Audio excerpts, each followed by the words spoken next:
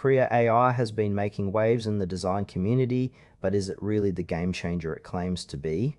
Today, I'm diving into whether this tool lives up to the hype, or if it's just another flashy app that falls short.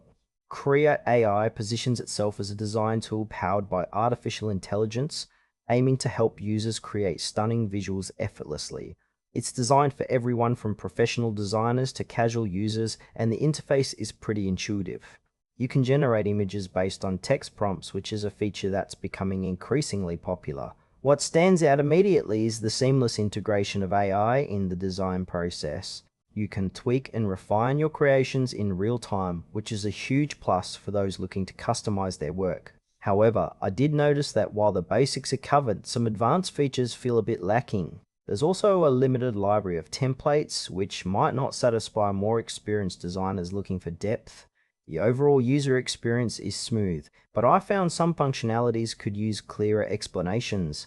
It's an exciting concept, but parts of it still feel a bit underdeveloped. Now, let's talk about the pros and cons. On the plus side, Krea AI makes design accessible to those who might not have a background in graphics. The AI-generated suggestions can spark creativity and save time.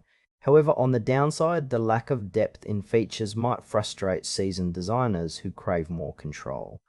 There's also the question of trust and reliability. While the tool seems promising, it's still relatively new, and I couldn't find extensive user feedback or testimonials to back up its effectiveness. Pricing could be another concern.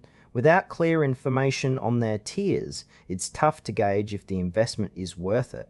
Overall, while Krea AI has potential, it might not suit everyone, particularly those who need more advanced design capabilities. In conclusion, Krea AI is worth checking out if you're a beginner or need quick design solutions.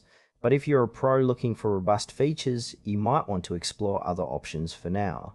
It's a promising tool, but I'd recommend keeping an eye on future updates before fully committing.